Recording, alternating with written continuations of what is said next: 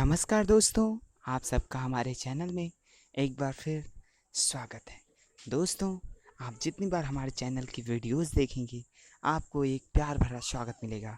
दोस्तों, दरअसल हम आजकल हर नई नई कॉमिक्स को शुरू कर रहे हैं, उसके एक दो पार्ट अपलोड करके फिर नई कॉमिक्स शुरू कर रहे हैं।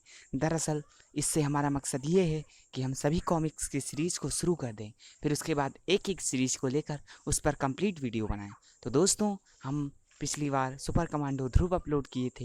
ये उसी के पहले कॉमिक्स प्रतिशोध की ज्वाला का दूसरा एवं आखिरी भाग है। तो दोस्तों, समय को हम व्यर्थ में ना गंवाते हुए फिर से शुरू करते हैं एक एक्शन भरी दमदार कॉमिक्स प्रतिशोध की ज्वाला। दोस्तों, हमने यहाँ तक देखा था कि ध्रुव के अंदर बदले की आग धधक रही थी और वो बहुत ही गुस्से में जुबिस्को का पीछा कर रहा था। दोनों के बीच अब भी काफ़ी दूरी थी। कनस्तर के औलाद लाए, फेंको इसे। जुबिस्को ने बाहर इंतजार कर रही कार का दरवाज़ा खोला और एक झटके के साथ कार दौड़ पड़ी। ध्रुव बिना वक्त खोए अपनी मोटरसाइकिल की ओर लपका और उसकी स्पेशल मोटरसाइकिल आग की दीवार के ऊपर से कूदती हुई जुबिस्को की कार के पीछे लग गई। अंदर जुपिटर सर्कस में मौत का तांडव मचा था। आग की खूंखार लपटें हर किसी को अपने लपेटे में लेने के लिए लपक रही थी। मौत की दहशत से भाग रहे गैंडों और हाथियों के पैरों तले काफ़ी नामी गिनामी कलाकार कुचले जा रहे थे, लेकिन इन सबसे अनजान ध्रुव की मोटरसाइकिल मानो हवा में उड़ती जा रही थी। ध्रुव अब भी हमारा पीछा कर रहा है बॉन्ड। चिंता मत करो जुबिस्को, ये काम तुम मुझ पर छोड़ दो। मेरा निशाना स्टार सर्कस में आज तक नहीं चूका। एक नमूना हाजिर है। पिस्तौलधारी हाथ कार से बाहर निकला। ध्रुव पल भर में समझ गया कि निशाना उसका सिर है। एक धमाका हुआ, धाय। साथ ही ध्रुव की मोटरसाइकिल हवा में उछली। गोली और ध्रुव के बीच मोटरसाइकिल का अगला पहिया आ गया और मोटरसाइकिल एक झटके में पलट गई। जमीन पर असहाय पड़ा ध्रुव अंधेरे में गुम होती कार की लाल लाइटों को देखता रह गया। तभी उसको जलते हुए जुपिटर सर्कस की याद आई और वह उठा, लेकिन ध्रुव के पास वहां पहुंचने से पहले सब कुछ खत्म हो चुका था। आग के प्रचंड लपटों ने सब कुछ जलाकर राख कर दिया। नहीं, ये नहीं हो सकता। और साथ ही राख हो गए थे जुपिटर सर्कस के कलाकारों के साथ ध्रुव के माता पिता राधा और श्याम। ध्रुव अब इस दुनिया में अकेला था, बिल्कुल अकेला। उसने आंसुओं से अपना चेहरा उठाया, धीरे धीरे चेहरा उठाया और आंसुओं से भीगे चेहरे पर दो आंखें अंगारों की तरह चमक रही थी। मैं इस राख को उठाकर कसम खाता हूँ कि उन खूंखार दरिंदों को नहीं छोड़ूंगा, कभी नहीं। ये ध्रुव की प्रतिज्ञा है और ध्रुव अपनी प्रतिज्ञा पर अटल है। अचानक आकाश में दूर दूर तक घने बादल छा गए। बिजलियां कड़कने लगीं और हवा तेजी से बहने लगी। शायद भगवान स्वयं ध्रुव की प्रतिज्ञा से दहल उठे थे और जोर की बारिश शुरू हुई। घटनास्थल शहर से दूर होने के कारण फायर ब्रिगेड की गाड़ियां भी नहीं आ पाईं, लेकिन अब इनकी आवश्यकता भी नहीं थी। बारिश की तेज बौछार ने जुपिटर सर्कस की आग को पूरी तरह बुझा दिया, परंतु ध्रुव के दिल में धधक रही थी जो बदले की आग, वो और तेजी से भभकने लगी। वह मुड़ा और तेजी से एक तरफ चल पड़ा, दूसरी तरफ। ग्लोब सर्कस के लिए खुशी मनाने का दिन था। शाबाश शाबाश जुबिस्को, मुझको तुमसे यही उम्मीद थी। पर तुमको किसी ने देखा तो नहीं? वो बॉस, वो ध्रुव ने मुझे देख लिया। व्हाट? ध्रुव यानी जिंदा है? तब तो तुमको पहचान गया होगा और यहाँ आता ही होगा। आप चिंता मत कीजिए बॉस, जुबिस्को के रहते। Shut up! उसका नाम ध्रुव है, ध्रुव। वो तुम जैसे तीन को एक साथ संभाल सकता है। Guard guard! Yes boss. देखो, सर्कस के चारों ओर कड़ा पहरा कर दो। खूंखार शेर चीतल ये आदमी तैनात कर दो और कोई भी अजनबी दिखे और अंदर घुसने की कोशिश करे तो उसे बेझिझक मार दो। Okay boss. बॉस का ख्याल एकदम सही था। ध्रुव जुबिस्को को पहचान गया था। ये मेरी सामने मेरी मंजिल, हत्यारों का अड्डा ग्लोब सर्कस। एकदम से काफ़ी चहल पहल हो गई। अभी अभी इनकी जोरदार बारिश से इनका उत्साह कम नहीं हुआ था। जरूर ये मेरे आने का इंतजार कर रहे हैं, लेकिन चिंता की कोई बात नहीं। जहाँ चाह वहाँ रहा और इस वक्त तक पहुँचने की राह है ये हाई टेंशन केबल तार। केबल पर चढ़ना ध्रुव के लिए रस्सियों पर चढ़ने जितना आसान था। लगता है इसी केबल से पूरे ग्लोब सर्कस में बिजली की सप्लाई होती है। लेकिन इस वक्त मेरे दिमाग में एक और बेहतरीन उपयोग आ रहा है इसका।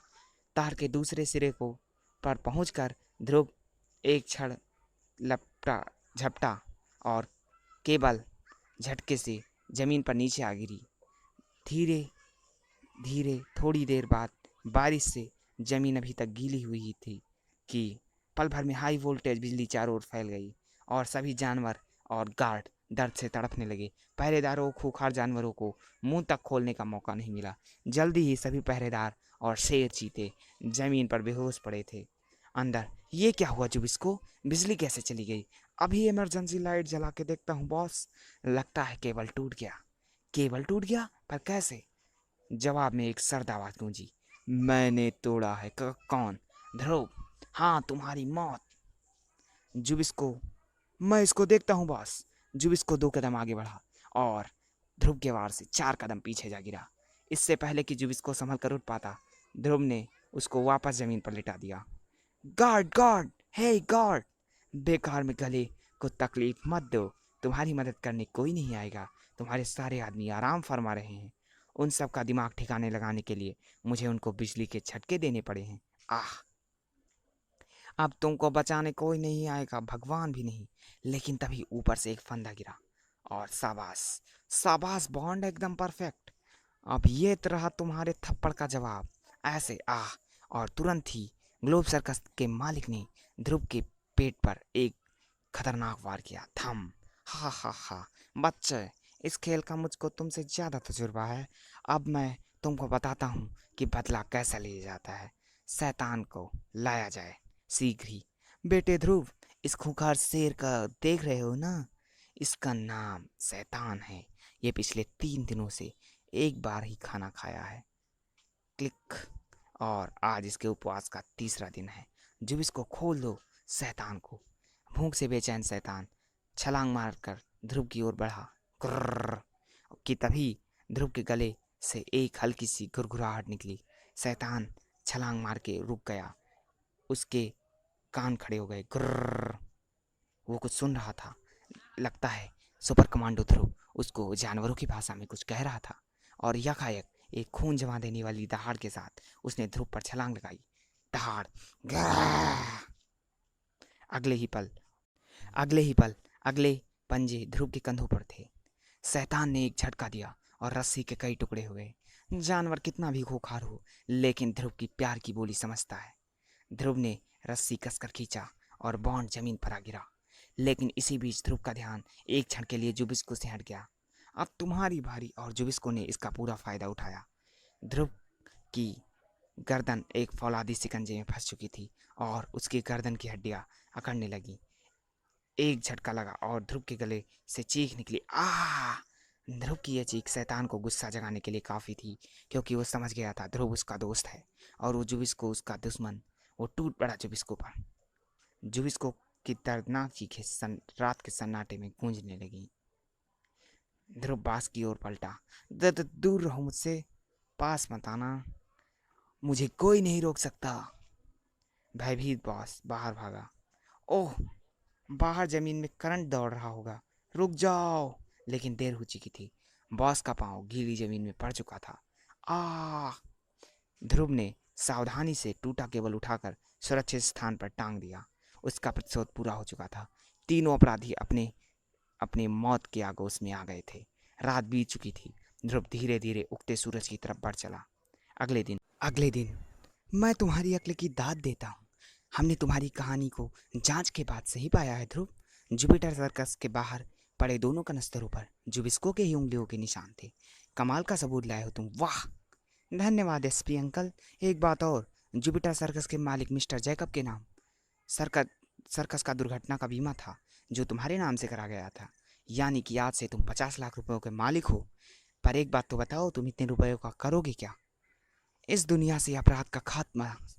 मैं जुपिटर सर्कस की जलती चिता पर कसम खाई थी कि मैं इस दुनिया से अपराध को मिटा दूंगा। वाह बेटे वाह, मुझे तुम पर पूरा यकीन है कि इस काम में भगवान तुम्हारी पूरी मदद करेंगे, मैं और पुलिस डिपार्टमेंट भी। धन्यवाद अंकल। सवाल धन्यवाद का नहीं है, सवाल यह है कि अब तुम आगे कहाँ जाओगे। मैंने तो सोचा ही नहीं, पर मैंने सोच लिया है। एक ऐसे सज्जन जिनकी सिर्फ एक बेटी है, श्वेता, उनको तुम जैसे बहादुर बेटे की इच्छा थी। मैंने उनको फ़ोन कर दिया है। उनके परिवार वाले तुम्हारा ही इंतज़ार कर रहे होंगे। ये रहा उनका घर। पर अंकल, पता नहीं मैं उनको पसंद आऊँ या नहीं, और उनका नाम तो मुझे बताया ही नहीं। नॉनसेंस। तुमको नापसंद करने की कोई वजह है? और हाँ, उनका नाम है राजन मेहरा। वो इस शहर के सीनियर एसपी हैं। यानी अंकल, आप। हाँ बेटे, तुम्हारे नए घर में तुम्हारा स्वागत है। वेलकम ध्रुव भैया। ध्रुव कुछ बोल ना सका क्योंकि खुशी के मारे उसका गला रूंधा था। तो प्यारे दोस्तों, ये थी मेरी ज़िंदगी की शुरुआत, जो पिछली ज़िंदगी से काफ़ी मिलती जुलती होने के बावजूद बिल्कुल अलग थी। लेकिन असली शुरुआत तो अभी होनी है, जब मुझे पहले ही केस में ऐसे रोमन सैनिक का सामना करना पड़ा जिसमें बला की ताकत थी और जिसका उद्देश्य था हत्याएं। तो पल भर में मुझे लगा कि शायद ये मेरा पहला और आखिरी केस है। अगर यकीन नहीं हो तो खुद ही पढ़कर देख लीजिएगा मेरी आगामी कॉमिक रोमन हत्यारा। जी हाँ, मैं इस कॉमिक्स से तुरंत बाहर अपलोड करूँगा। आशा करता हूँ वो भी आपको पसंद आएगी। धन्यवाद दोस्तों वीडियो देखने के लिए। आप अपना प्यार व सहयोग बनाए रखें।